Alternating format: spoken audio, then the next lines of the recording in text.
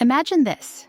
You wake up at 9:30, grab a coffee, answer a few emails, and then head to the gym, all before starting your workday at noon. For millions of people, this isn't laziness. It's the new reality of work. For nearly a century, the 9-to-5 has ruled our lives. It was designed to bring structure to factories, then carried into office culture. Wake up, commute, sit at a desk for 8 hours, then repeat. It became the gold standard of professionalism. But here's the truth. The 9-to-5 might be dying. Technology, globalization, and new generations entering the workforce are tearing down this old schedule, and something very different is rising in its place. So what does that mean for you? Will your next job expect you to sit in an office all day? Or will your career depend less on when you work and more on what you deliver? In this video, we'll uncover the surprising history of the 9-to-5, why it's collapsing, what's replacing it, and how you can adapt to survive and thrive in the future of work. To understand where we're heading, we first need to know where the 9-to-5 came from.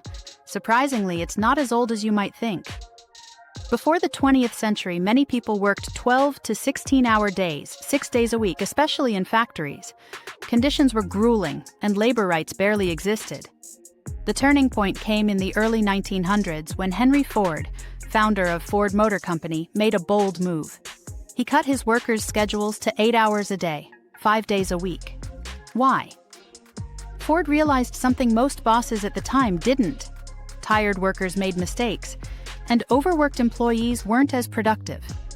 By standardizing the 8-hour shift, he not only boosted efficiency, but also gave employees more free time. Ironically, time they could now spend buying cars. This idea caught on fast. Governments, unions, and corporations adopted the 8-hour workday, and soon, the 9-to-5 office schedule became the global template for normal work. For decades, it worked. It created structure, fairness, and a shared rhythm of life. Offices, schools, banks, and even television programming were designed around it. The 9-to-5 became more than a work schedule. It became a cultural identity. But as the economy shifted from factories to knowledge work, and as technology shrank the world, cracks started to appear in this rigid structure. On the surface, the 9-to-5 still looks alive.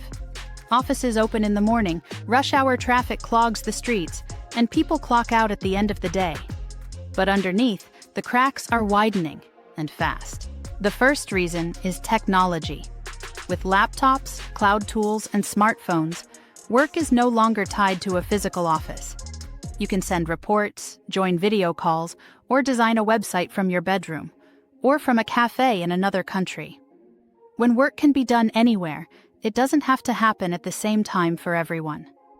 Second, there's globalization. Many companies operate across time zones. A team in Berlin might collaborate with colleagues in San Francisco and Singapore. That makes the traditional 9-to-5 almost impossible because someone somewhere will always be working outside of regular hours. Third, the human factor. Burnout is now a global epidemic.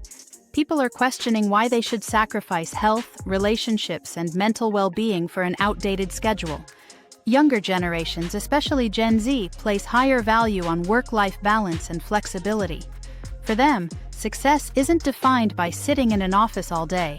It's defined by results. Finally, the pandemic accelerated everything. Overnight, millions of people experienced remote work. What started as an emergency solution turned into a revelation. Productivity didn't collapse. In fact, many companies thrived without forcing employees into strict 9-to-5 office hours. The reality is simple. The 9-to-5 model was built for factories and paper-pushing offices. But in a world powered by digital tools, creativity, and global collaboration, this model is becoming less relevant by the day. If the 9-to-5 is fading, what's taking its place? The short answer: flexibility. One of the biggest shifts is the hybrid model. Instead of spending all week in the office, employees split their time between home and the workplace. For many, this is the best of both worlds. The quiet focus of remote work, plus the social connection of in-person collaboration. Then there's remote-first companies. These businesses are built entirely around online collaboration. They don't even have a physical headquarters. Employees log in from wherever they live, whether that's a small town, a big city, or a completely different country. This opens doors for talent worldwide and allows companies to reduce office costs dramatically. But flexibility isn't just about location, it's about time. Some companies are experimenting with the 4-day workweek, where employees put in the same output but over fewer hours. Trials in Europe and North America have shown surprising results. Workers report less stress, higher job satisfaction, and in many cases, equal or greater productivity. The gig economy also plays a huge role. Platforms like Upwork, Fiverr, and Uber allow people to work on demand, choosing their own hours and projects. While not everyone wants to freelance, this kind of control over scheduling is influencing what younger workers expect, even in traditional jobs. And let's not forget the rise of async work. Instead of everyone being online at the same time, teams use tools like Slack, Notion, or Trello to collaborate on their own schedules. That means fewer long meetings and more focus on getting actual work done. In short, the future of work isn't about being in the office from 9 to 5. It's about outcomes over hours, flexibility over rigidity, and freedom over routine. Flexible work sounds like a dream, but like everything, it comes with trade-offs. On the positive side, the biggest advantage is freedom. Employees can design work around their lives instead of the other way around.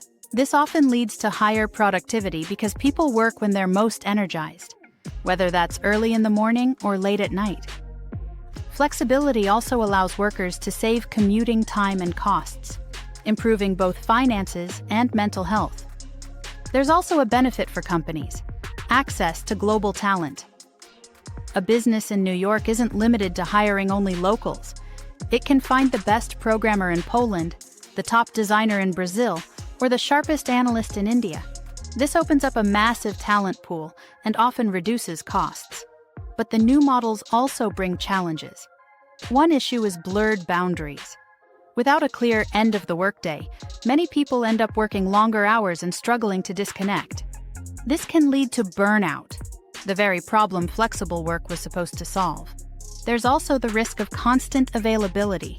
If your coworkers are spread across time zones, you may feel pressured to respond at odd hours, creating a 24/7 work cycle. And not every job can shift away from 9 to 5. Industries like healthcare, education, retail, and manufacturing still require physical presence and fixed schedules.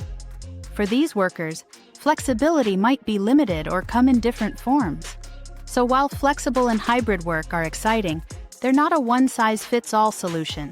The future will likely be a patchwork of different models, depending on industry, role, and personal preference.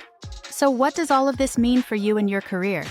The short answer: adaptability will be your superpower. First, focus on skills that travel well across industries and work models. Digital literacy, communication, time management, and self-motivation are now as valuable as technical expertise. If you can manage yourself without a manager hovering nearby, you're already ahead of the curve. Second, learn to negotiate flexibility. More companies are open to hybrid schedules, remote days, or staggered hours, but only if you can prove that you deliver results. Don't just ask for freedom. Show your employer how flexibility makes you more productive and reliable. Third, pay attention to the industries leading this shift. Tech, digital marketing, consulting, and creative fields are often the first to experiment with non-traditional schedules. If flexibility is a priority for you, look for opportunities in sectors where output is more important than physical presence. At the same time, understand the risks. Some flexible jobs, especially in the gig economy, don't provide steady income, benefits, or long-term stability. To protect yourself, build multiple income streams or keep learning new skills so you're not dependent on one employer or platform.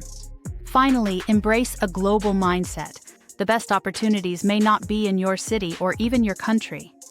Being open to working with international teams can multiply your chances of success.